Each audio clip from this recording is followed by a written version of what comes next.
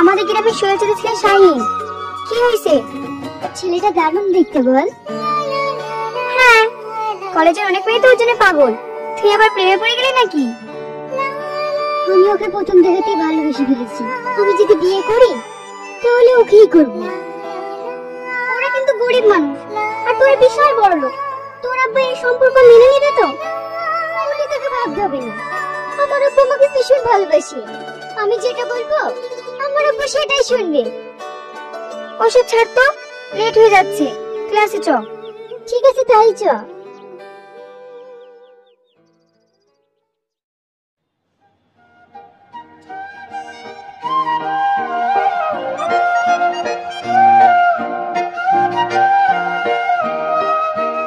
শাহিন শোনো।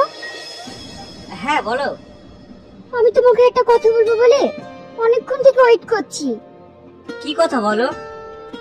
কলেজে প্রথম দেখায় আমি তোমাকে ভালোবেসে ফেলেছি। এসব তুমি কি বলছো? হ্যাঁ, আমি ঠিকই বলছি। সত্যি, আমি তোমাকে অনেক ভালোবেসে ফেলেছি। না না, এটা হয় না। আমি তোমাকে কোনোদিনই ভালোবাসতে পারবো না, কারণ আমি পড়াশোনা করে আমার আব্বা মায়ের স্বপ্ন পূরণ করতে চাই।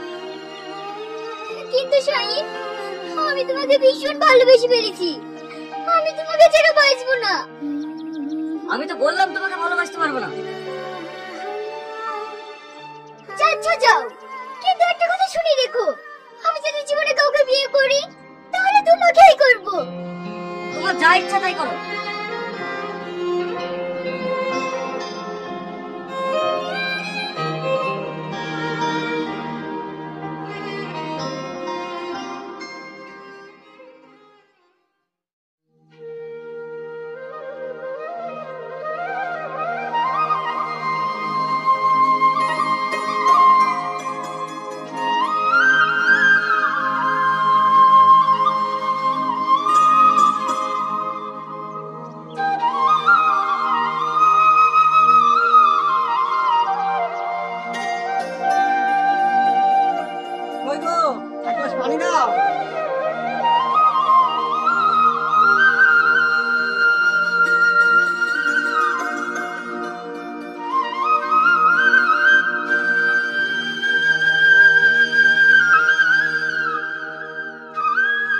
কিরে, এখনো কলেজে আসলি যে?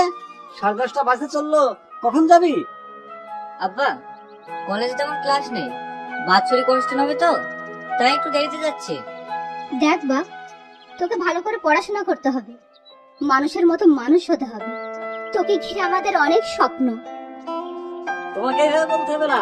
তুমি দেখো, আমাদের ছেলে আমাদের মুখ উজ্জ্বলই করবে। আব্বা, মা, তোমরা দোয়া করো আমি যেন তোমাদের মুখ উজ্জ্বল করতে পারি। ঠিক আছে, যা, একটু দেখে শুনে যাস।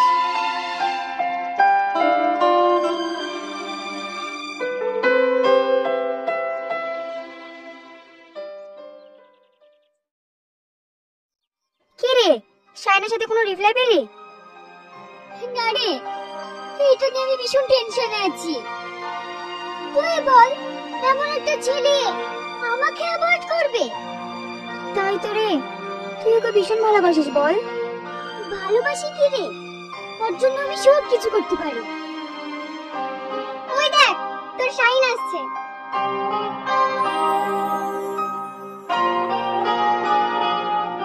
দূরে থাম, আমি আসছি।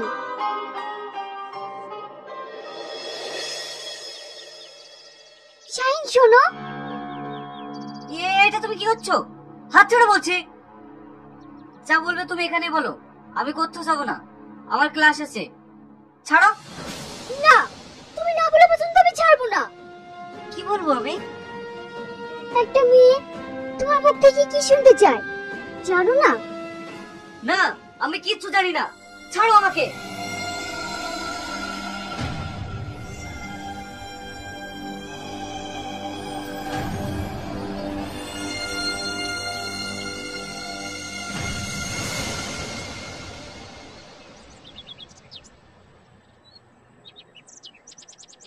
কি রে, তোর বিয়েতে না তোকে ঝটকা মেরে চলে গেল, তোকে তো পাত্তাই দিল না। আর দিমাগ যে কি করে ভাঙতে হয় সেটা আমার ভালো করেই জানা আছে। চল আমার সাথে।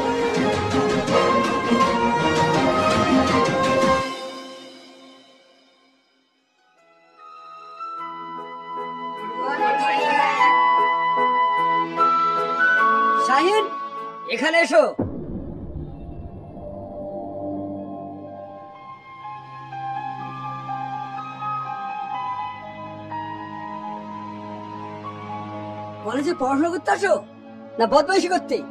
এসব কি শুনছি? স্যার, আমি তো কিছুই বুঝতে পারছি না। না না, তুমি কিছু বুঝতে পারবে না তো? এত বড় অন্যায় করে আবার মুখের উপর বলছে কিছু বুঝতে পারছি না। বেড়াই কলেজ থেকে, এই কলেজে তোর কোনো জায়গা নেই। আজকে তোকে এই কলেজ থেকে রাস্ট্রিকেট করা হলো। স্যার, আমার অপরাধ। চুপ! একটা মেয়েকে তুমি প্রেমের অফার দিয়ে সে যখন রাজি হয়নি, তাকে তুমি জোর করে ছি ছি ছি ছি ছি ছি ছি। এটা তোমার কাছ থেকে আমি আশা করিনি। দূর হয়ে যাও আমার চোখের সামনে। স্যার, আপনার কথা ভুল হচ্ছে।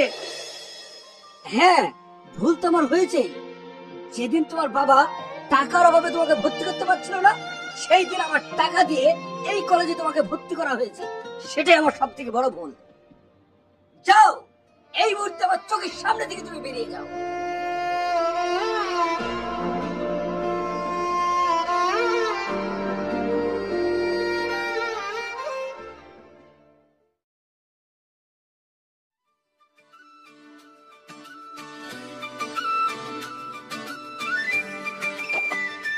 দিলি তো এইভাবে একটা নিরহ ছেলে জীবন নষ্ট করে। হ্যাঁ, দিলাম, কিন্তু বিশ্বাস কর, এইটা আমি চাইনি। আমি চেয়েছিলাম আরো কাছে পেতে, কিন্তু হয়ে গেল তার বিপরীত। আমি অন্যায় করেছি, ভীষণ অন্যায় করেছি। এই অন্যায়ের কোনো ক্ষমা নেই। একটা কথা ভেবে রাখিস, যেভাবেই হোক ওকে আমার করবই। সেটা কিভাবে? সময় হলে সব বুঝতে পারবি।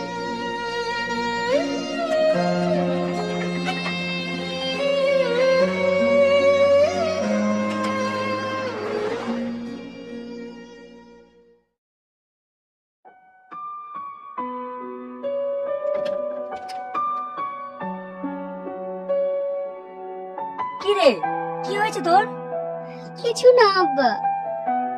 কিছু না বললেই হলো? বললাম তো কিছু না। ঠিক আছে, ছোটবেলায় তোর মা মারা গেছে। সেই ছোট্ট থেকে আমি তোকে কোলে পিঠে করে মানুষ করেছি। কোনোদিন আমি তোকে তোর মায়ের অভাব বুঝতে দেইনি। আমি মনে করেছি আমি তোর আব্বা, আমি তোর মা। আর যদি তোর মনের কথা না বলিস তাহলে কি করে বুঝবো? যদি তোর মা বেঁচে থাকতো তাহলে তো তুই নিশ্চয়ই বলতিস। আব্বা, মানে হ্যাঁ বল। আমাদের কলেজে শাইনকে আমি মিথ্যা দুর্নাম দিয়ে বার করে দিয়েছি। এটা তুই কেন করেছিস মা? আমি ওকে ভীষণ ভালোবাসি।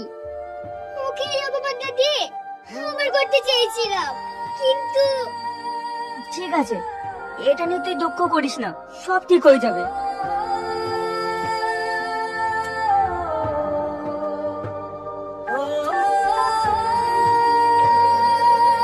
হ্যালো প্রিন্সিপাল, আমি শ্রাবণীর ড্যাডি বলছি।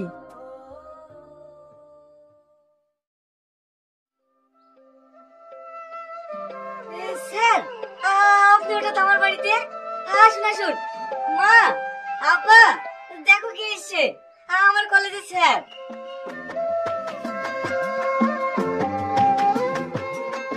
বসেন। না না, ঠিক আছে, আমি একটা বিশেষ কথা বলার জন্য এসেছি। শাহিন, তুমি একটা ভালো স্টুডেন্ট, আর ভ্যান নিয়ে একটা লেবারের কাজ করতে যাচ্ছ। জানেন স্যার, শাহিনকে নিয়ে আমাদের বড় স্বপ্ন ছিল, সেই স্বপ্নটা ভেঙে চুরমার হয়ে গেছে। জানেন স্যার, গরিবদের স্বপ্ন দেখতে নেই। ও যখন ভ্যান নিয়ে বাইরে যায় তখন আমার এই বুকের পাঁজরটা ভেঙে চুরমার হয়ে যায় স্যার। আমার বুকের পাঁজর ভেঙে চুরমার হয়ে যায়। এটা আমরা চাই না, কিন্তু আমরা যে গরিব, শাহিনকে যে অন্য কলেজে অ্যাডমিশন করাবো তার অর্থ আমাদের নেই।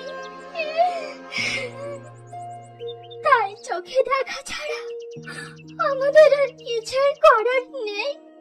আপনারা কান্না করবেন না, ও আর কোনোদিনই লেবারের কাজ করবে না। তাহলে কি করবে? কেন? একটা স্টুডেন্ট যা করে পড়াশোনা।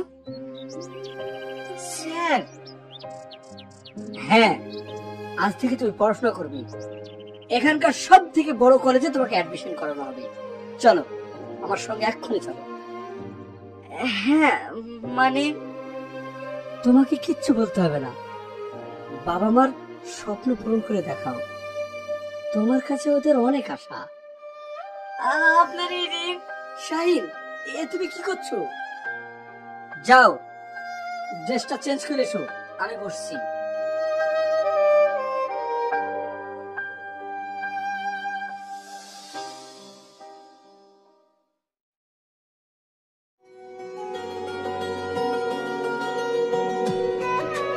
শাহিন শোন। কিছু বলবো আব্বা? হ্যাঁ, বলা বলতে গেলে আমি এই মমিন ঘটককে নিয়ে তোর জন্য একটা মেয়ে দেখতে গিয়েছিলাম। মেয়েটা দেখতে শুনতে ভালো, আমার খুব পছন্দ হয়েছে। তা আমি বলছিলাম রকিকে সাথে নিয়ে তুই না হয় একবার মেয়েটা দেখে আয়। না আব্বা, তুমি যখন দেখে এসছো তখন আমার যাওয়ার কোনো দরকার নাই। শাহিন যখন যাবো নাই বলছে, তুমি না হয় গিয়ে বিয়ের দিনটা পাকা করে এসো। ঠিক আছে, তোমরা যা ভালো বুঝো তাই করো।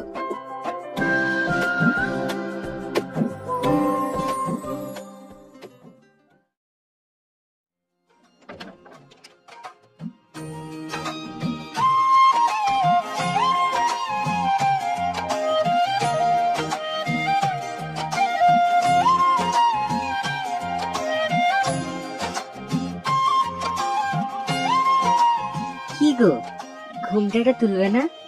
আজকে আমাদের বিয়ের প্রথম রাত। এই রাতটার নাম কি জানো?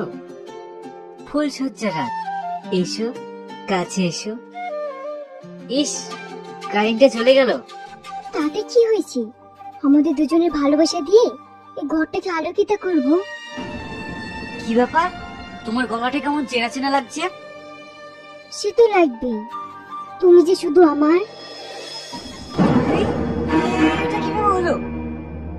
হ্যাঁ, তাহলে শোনো। আব্বা, আমি কিন্তু শাহিনকে ছাড়া বাঁচবো না। তুমি যেভাবে হোক শাহিনের সাথে তোমার বিয়ের ব্যবস্থাটা করো। তোকে তো সহ্য করতেই পারে না, তাহলে কিভাবে সম্ভব? আমার মাথায় কিচ্ছু আসছে না, তাই প্রিন্সিপালকে ফোন করে আসতে বলেছি। দেখ তো মা, কে আসলো।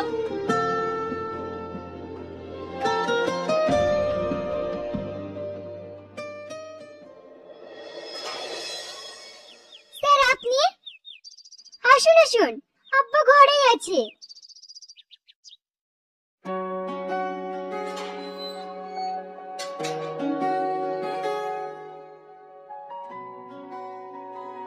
স্যার বসেন, আমি চা করে নিয়ে আসি।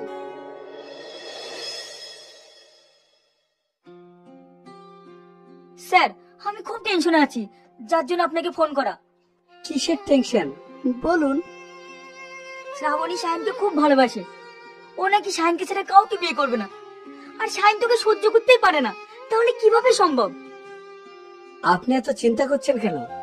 ওই শাহিন এত বড় অফিসার কোনোদিনই হতে পারতো না। আপনি যদি ওকে টাকা দিয়ে কলেজে ভর্তি না করাতেন। আর তাছাড়া ওর পড়াশোনার খরচা তো সব আপনি দিয়েছেন। ও নিয়ে আপনাকে চিন্তা করতে হবে না। শ্রাবণীকে ওর মামার বাড়িতে পাঠিয়ে দিন, ওখানে আমার একটা চেনাশোনা ঘটক আছে।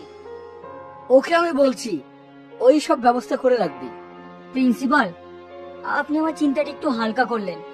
মামারা মেয়ে তো, তাই ওর কোনো কথাতেই অমান্য করতে পারি না। তাই ও কাঁদলে আমি থাকতে পারি না স্যার। তাহলে ওদিকটা আমি দেখছি। আপনি বুড়িকে ওর মামার বাড়িতে পাঠিয়ে দিন।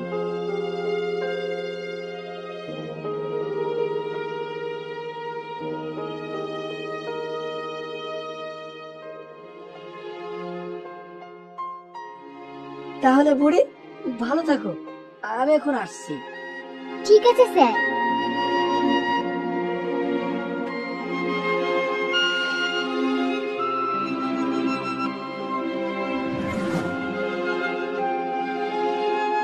এইসব যা কিছু করেছি শুধু তোমাকে পাওয়ার জন্য। এটা যদি আমার অপরাধ হয় তাহলে তুমি আমাকে যে সাজা দেবে আমি মাথা পেতে নেব।